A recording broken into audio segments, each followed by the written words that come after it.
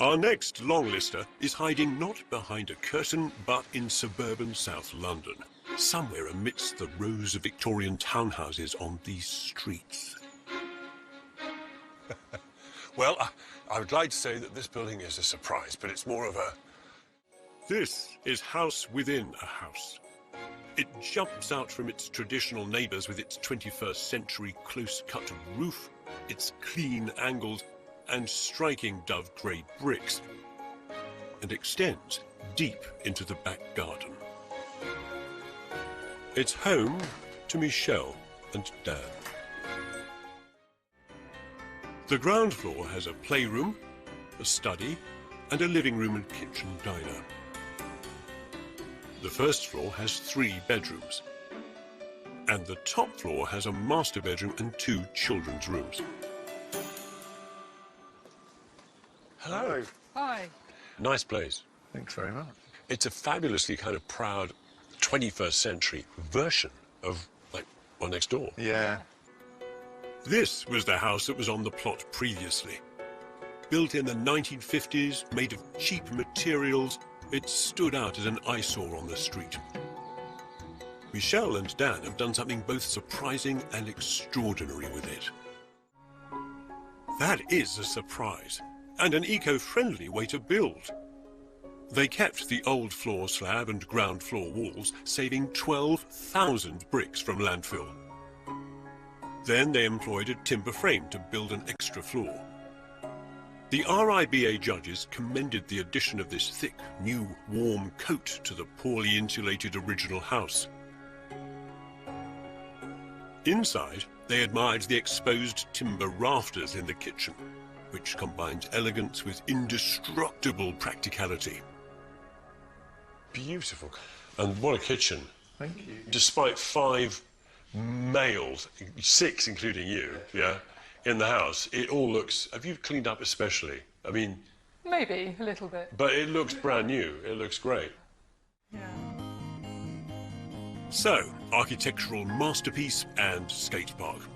House Within a House is relaxed, unpretentious, unfussy. Luxury here comes in the form of light and space, from the dramatic sun-drenched stairway to the top-floor bedrooms, which have soaring, skylit, vaulted ceilings. It took Dan and Michelle 2 years to complete House Within a House. Michelle project managed, and they were both as hands-on as they could be, although not always without complication. Victory was hard won here, but it was all their own work, and everyone loves a redemptive tale of toil and transformation, of a Cinderella house. If you despair of ever being able to organise your chaotic life in your house that really doesn't suit your family needs, if you despair of never being able to own anything as beautiful as this, then, well, think again. It might be possible. This is a house in which you can play football indoors, which you can skateboard through. This is the 21st century template family home.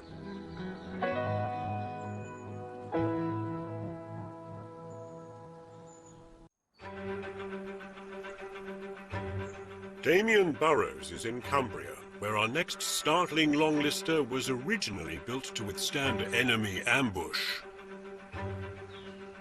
Wow. It almost feels like I should be rallying the troops, ready to lay siege. Today, this 700-year-old citadel contains its own hidden surprise. From the outside, Pele Tower House is a formidable Grade II listed fortress, wearing an impenetrable armour of rugged Cumbrian stone. But lying in wait behind those forbidding 5-foot-thick walls is a welcoming, contemporary family home, full of glass, light, and 21st century comforts. It was designed by the architects Katie Woollacott and Patrick Gilmartin, who were drawn to the romance of working with a 14th century tower. for me, for lots of people, a tower and a castle, it brings out the child in you. There's something really playful. You want to climb it, you want to explore it, and you want to discover things. You want to be surprised by it. All that quirkiness, all that eccentricity, all that character that you get with an old building was something that was really important to us. Different chunks of the house were built at different times. The central section was originally 2 halls from the 15th century. The boot room, sitting room and kitchen are downstairs, and the living room and 3 bedrooms upstairs. The oldest part, built in the 14th century, is the Pele Tower itself, which now houses a library, bedroom and bathroom.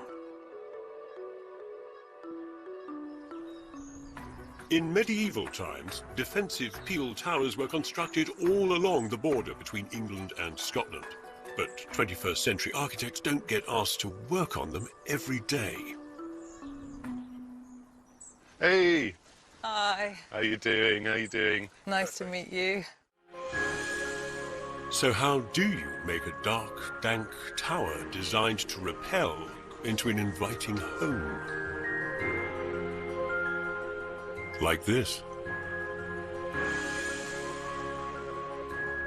The tower now houses a welcoming master bedroom and a glamorous bathroom. What a stunning room. They've been cleverly slipped inside the ruined shell.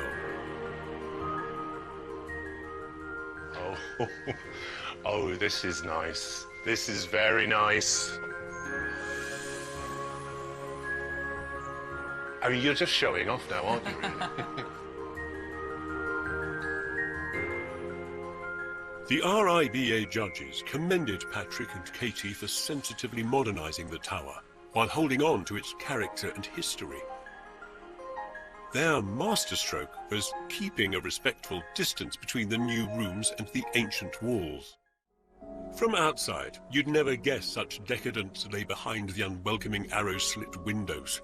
And Patrick and Katie have smuggled in another surprise.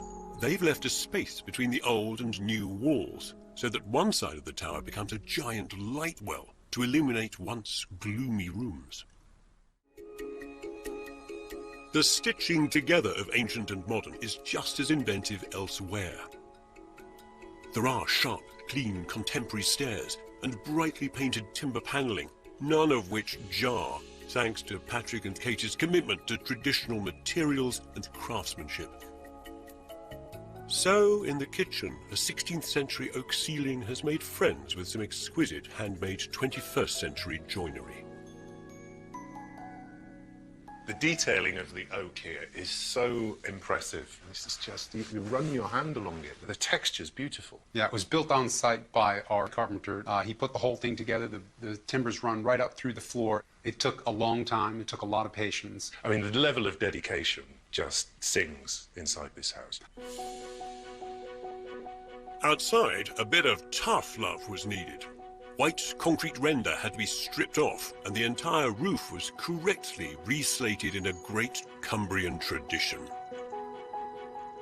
What makes it different from normal slate roofs is that you are getting a larger slate at the bottom to a very small slate at the top. Our labourers pull out all the slates, they mark every slate, they measure it from top to bottom, number the slates, and then that will show us how many there is of each size. This house represents 2 giants of architectural style going into battle. The defensive and imposing nature of the tower versus the refined elegance of its contemporary insertion. But there are no victors in this feud. Instead, there's a beautifully sublime truce